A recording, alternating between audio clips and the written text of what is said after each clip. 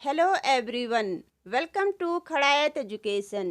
बच्चों, आज से हम क्लास 10th हिंदी क्षितिज भाग 2 को शुरू करने जा रहे हैं, जो मुख्य रूप से 2 भागों में विभाजित है, गद्य खंड और काव्य खंड।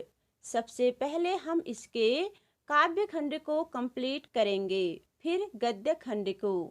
काव्य खंड के अंतर्गत आज हमारा पहला पाठ है सूरदास के पद।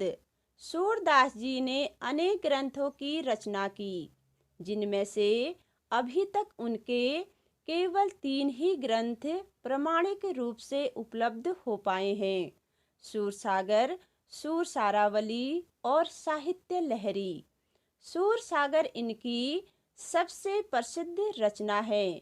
इसमें भक्ति की प्रधानता है। इस ग्रंथ में मुख्य रूप से 2 प्रसंगों का उल्लेख सबसे अधिक किया गया है: कृष्ण की बाल लीला व भ्रमर गीत। बच्चों, आज के हमारे ये जो 4 पद है वे भ्रमर गीत से ही लिए गए हैं, जिसे उद्धव संदेश के नाम से भी जाना जाता है। भ्रमर गीत क्या है, थोड़ा सा इसके बारे में समझ लेते हैं। भ्रमर गीत का अर्थ है भंवरे को संबोधित करके गाया गया गीत। श्री कृष्ण जब गोकुल से मथुरा चले गए तो वहां राजनीतिक कार्यक्रमों में व्यस्त होने के कारण वापस नहीं लौट पाए, परंतु वृंदावन में गोपियां उन्हें रात दिन याद करके विरह की अग्नि में तड़पती रहती और उनका बेसब्री से इंतजार कर रही थी। इस बात का ज्ञान श्री कृष्ण को भली भांति था, क्योंकि वे साक्षात विष्णु के अवतार हैं। इसलिए उन्होंने स्वयं न जाकर परम ज्ञानी उद्धव को योग का संदेश देकर गोकुल भेजा और उनसे कहा कि उद्धव भैया, तुम वृंदावन में गोपियों से कहना कि वे मुझे भूल जाए और निर्गुण ब्रह्मा की उपासना करे। बच्चों, उद्धव श्री कृष्ण के चचेरे भाई और बाल सखा थे।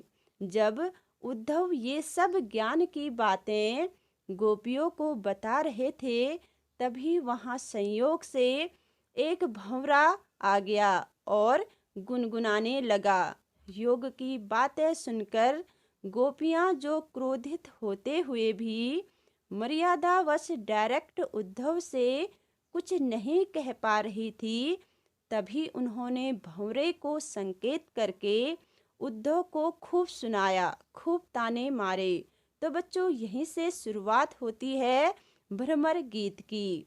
उद्धव और गोपियों के बीच क्या क्या बातचीत हुई, आइए इन पदों के माध्यम से समझने का प्रयास करते हैं। बच्चों, ये गोपियां हैं, देखिए, और इन्हीं के पास खड़े हैं उद्धव जी और यहीं पर है भंवरा।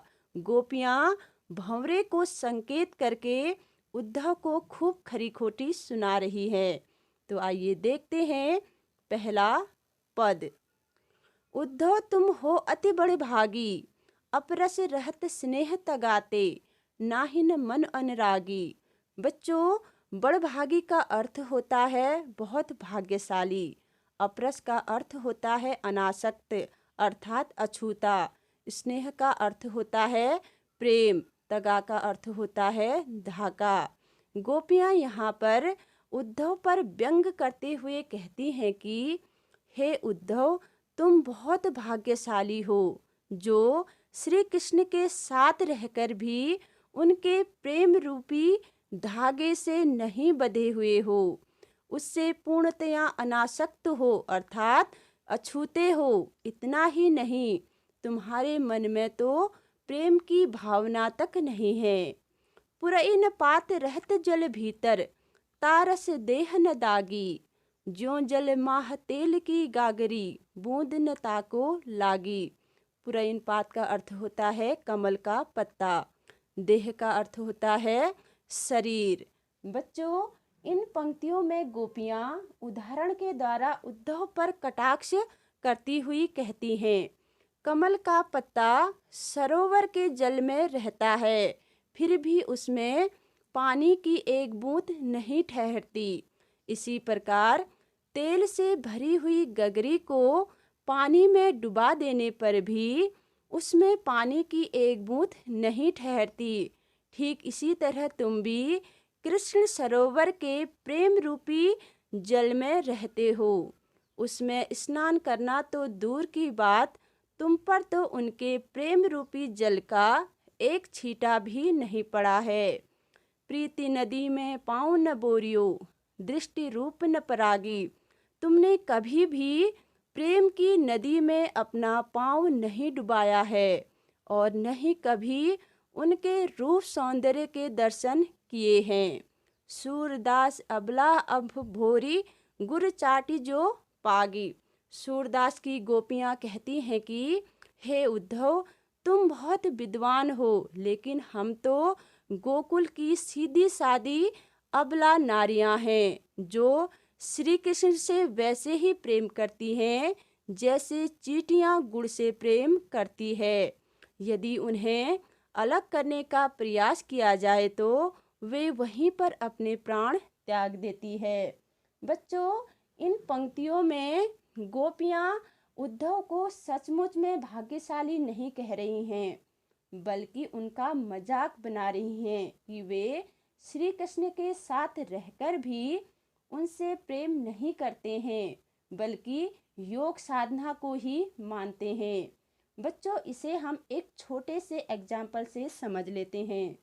मान लो आपकी क्लास में कुछ ऐसे बच्चे हैं जिनका कार्य हमेशा इनकम्प्लीट रहता है। टीचर के प्रश्न पूछने पर हमेशा बहाने बनाते हैं और हर टीचर से डांट खाते हैं। एक दिन एक टीचर को बहुत गुस्सा आ गया तो उन्होंने उस बच्चे को क्लास में आगे बुलाया और सबके सामने उसकी खूब तारीफ की। यह बच्चा तो बहुत होशियार है, हमेशा अपना काम पूरा करता है, कभी बहाने नहीं करता है। तो बच्चों बताओ, वह टीचर उस बच्चे की तारीफ कर रहा है या उसकी मजाक बना रहा है? कमेंट बॉक्स में ज़रूर लिखिए। ऐसा ही गोपियाँ भी उद्धव के साथ कर रही हैं। बच्चों, अब देखते हैं इन पंक्तियों की व्याख्या। इन पंक्तियों में गोपियाँ उद्धव पर व्यंग करती हुई कहती है कि हे उद्धव, तुम बहुत भाग्यशाली हो जो श्री कृष्ण के पास रहकर भी उनके प्रेम रूपी धागे से नहीं बंधे हो और उससे पूर्णतया अनासक्त हो। इतना ही नहीं, तुम्हारे मन में तो उनके लिए प्रेम की भावना तक नहीं है। कमल का पत्ता सरोवर के जल में रहता है, फिर भी उसमें पानी की एक बूंद नहीं ठहरती है। इसी प्रकार से तेल से भरी हुई गगरी को जल में डुबाने पर भी उसमें जल की एक बूंद भी नहीं ठहर पाती है। ठीक उसी प्रकार तुम भी कृष्ण सरोवर के प्रेम रूपी जल में रहते हो। उसमें स्नान करना तो दूर की बात, तुम पर तो उनके प्रेम रूपी जल का एक छींटा भी नहीं पड़ा है। तुमने कभी भी प्रीति रूपी नदी में पैर नहीं डुबाए और नहीं कभी उनके रूप सौंदर्य के दर्शन किए हैं। इसलिए हे उद्धव, तुम विद्वान हो जो अभी तक श्री कृष्ण के प्रेम में बंधे नहीं हो, लेकिन हम गोपियाँ तो बहुत भोली भाली हैं। हम तो कृष्ण के प्रेम में कुछ इस तरह से बंध गई हैं जैसे गुड़ में चींटियाँ चिपक जाती है। यदि उन्हें अलग करने का प्रयास किया तो वे वहीं पर अपने प्राणों को त्याग देती है। भाव यह है कि हम गोपियाँ श्री कृष्ण से अनन्य और अटूट प्रेम करती हैं, चाहे इसके लिए हमें अपने प्राण ही विसर्जित क्यों न करना पड़े। अब चलते हैं दूसरे पद की ओर। मन की मन ही माज रही। माज का अर्थ होता है मध्य।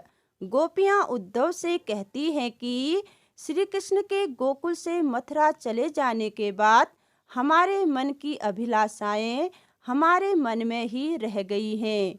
कहिए जाय कौन पे उद्धव, ना ही परत कही। अब तुम ही बताओ उद्धव, हम अपने मन की बात किससे जाकर कहें। अवधि आधार आस आवन की तन मन बिथा सही। अब इन जोग संदेशन सुन सुनी बिरहनी बिरह दही। आज तक हम सभी गोपियाँ उनके आने की आस को ही अपने जीवन का आधार मानकर हर प्रकार से तन मन की व्यथा को सह रही थी। लेकिन जब से तुमने इस योग के संदेश को सुनाया है, तब से हम सब और भी अधिक विरह की अग्नि में जलने लगी हैं, अर्थात हमारा दुख और भी अधिक बढ़ गया है। चाहती हुती गुहार जितही तय उत धार बही। जब कोई व्यक्ति परेशान होता है या दुखी होता है तो अपने पालनहार को ही बुलाता है, लेकिन आज हमारे पालनहारी हमारे दुख का कारण है, तो अब हम किसी से जाकर क्या कहें। सूरदास अब धीर धरई क्यों मर्यादा न लही। गोपियों के द्वारा सूरदास जी कहते हैं कि अब हम धीरज रखकर क्या करेंगे, जब उन्होंने प्रेम की कोई मर्यादा ही नहीं रखी। वैसे तो प्रेम की मर्यादा कहती है कि प्रेम के बदले प्रेम ही दिया जाए, लेकिन उन्होंने हमारे साथ छल किया है। बच्चों, अब देखते हैं इन पंक्तियों की व्याख्या। गोपियाँ उद्धव से कहती हैं कि श्री कृष्ण के गोकुल से चले जाने के बाद हमारे मन की सारी अभिलाषाएं हमारे मन में ही रह गई है। अब तुम ही बताओ उद्धव, हम अपने मन की बात किससे जाकर कहें। इतने समय से हम सब गोपियाँ श्री कृष्ण के लौटकर आने की आस को ही अपने जीवन का आधार समझकर हर प्रकार से तन मन की विरह वेदना को सह रही थी। लेकिन जब से तुमने इस योग संदेश को सुनाया है, तब से हम और भी अधिक विरह की अग्नि में जलने लगी है। जब भी कोई व्यक्ति परेशान होता है या दुखी होता है तो वह सबसे पहले अपने रक्षक को ही पुकारता है, परंतु आज हमारे रक्षक ही हमारे दुख का कारण है, तो अब हम किसी से जाकर क्या कहें। आगे सूरदास की गोपियाँ कहती हैं कि अब हम धीरज रखकर क्या करेंगी, जब किसी प्रकार की कोई मर्यादा ही नहीं रही है।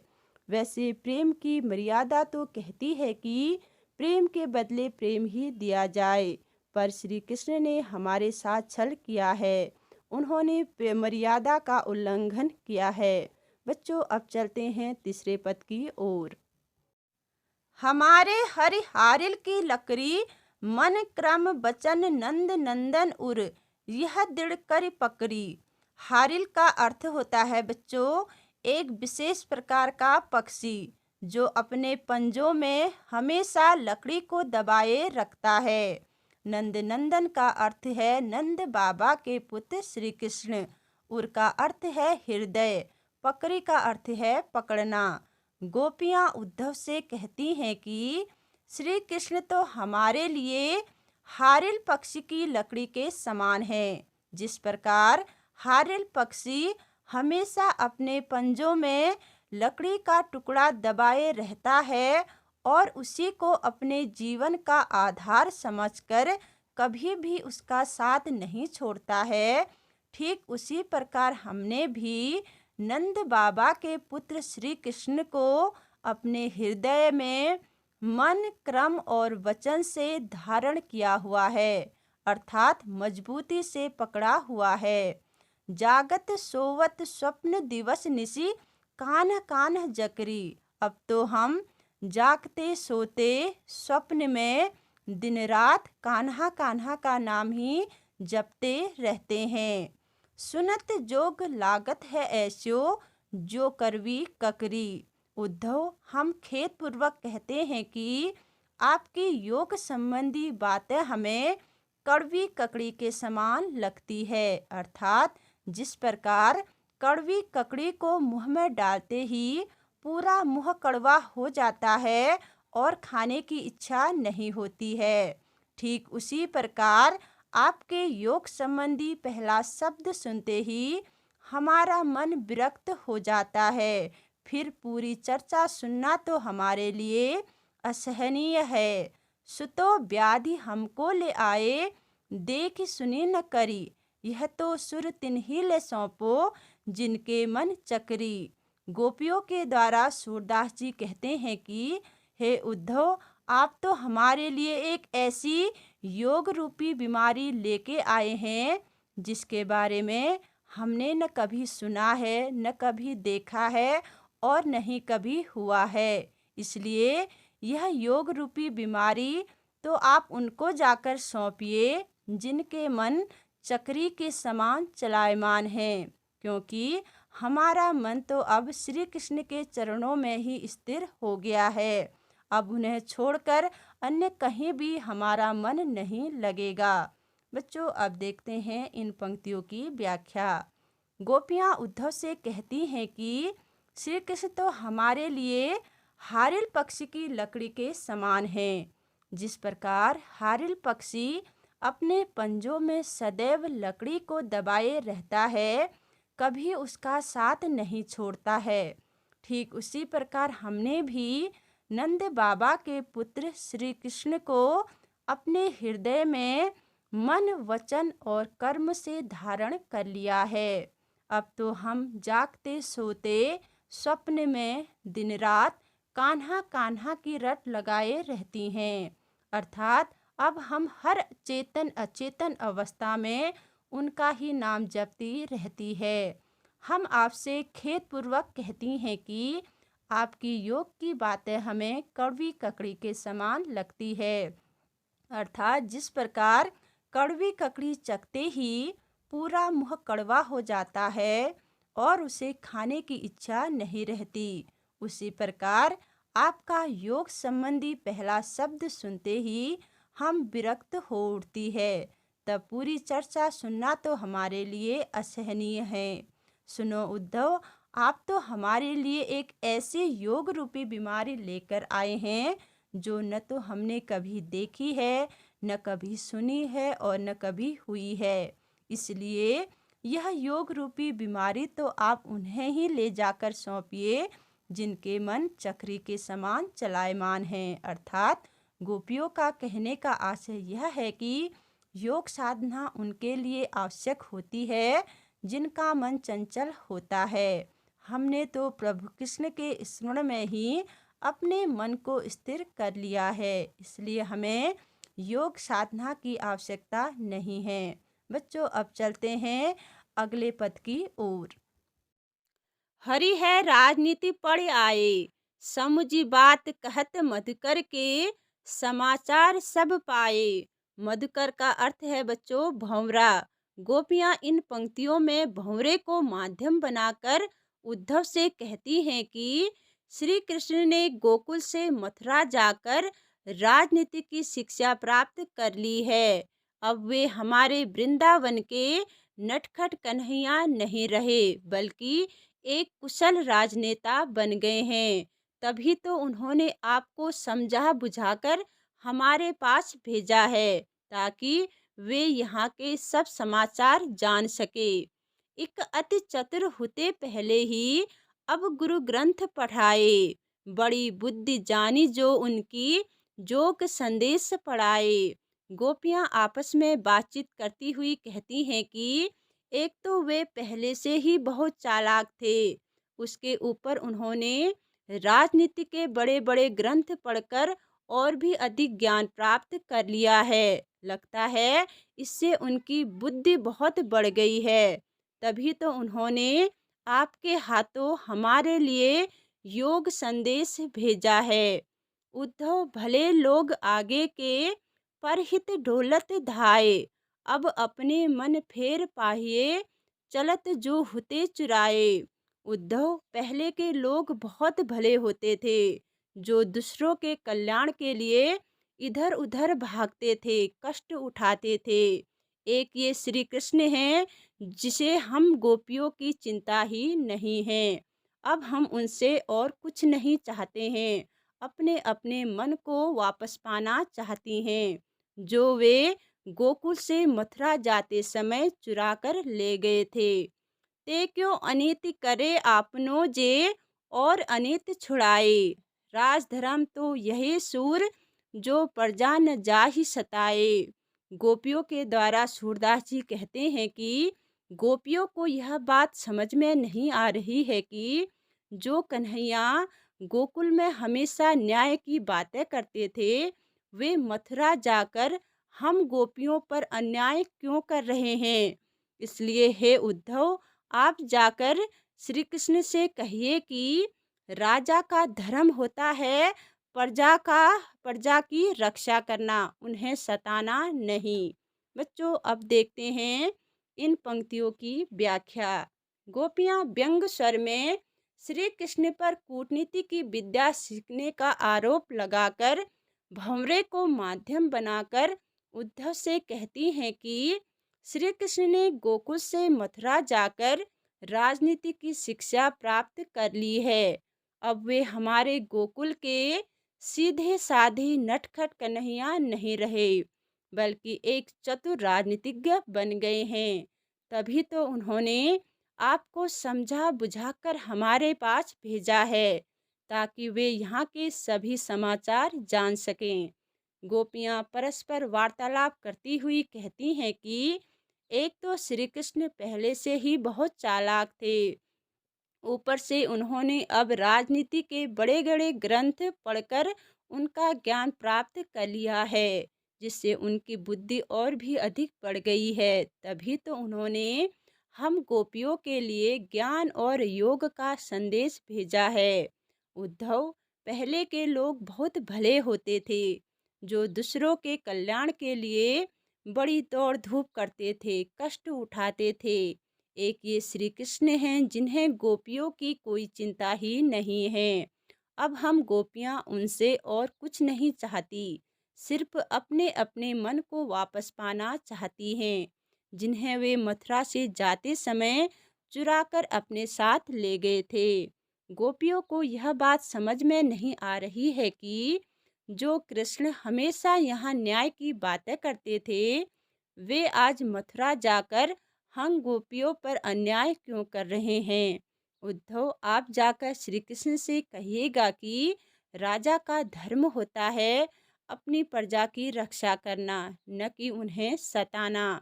तो बच्चों, कैसी लगी ये वीडियो? पसंद आए तो लाइक कीजिए, शेयर कीजिए और सब्सक्राइब करना मत भूले। साथ ही रचना से संबंधित, कविता से संबंधित कोई भी डाउट आपके मन में है तो उसे कमेंट बॉक्स में ज़रूर लिखिए। तो मिलते हैं अगली वीडियो में। Thank you.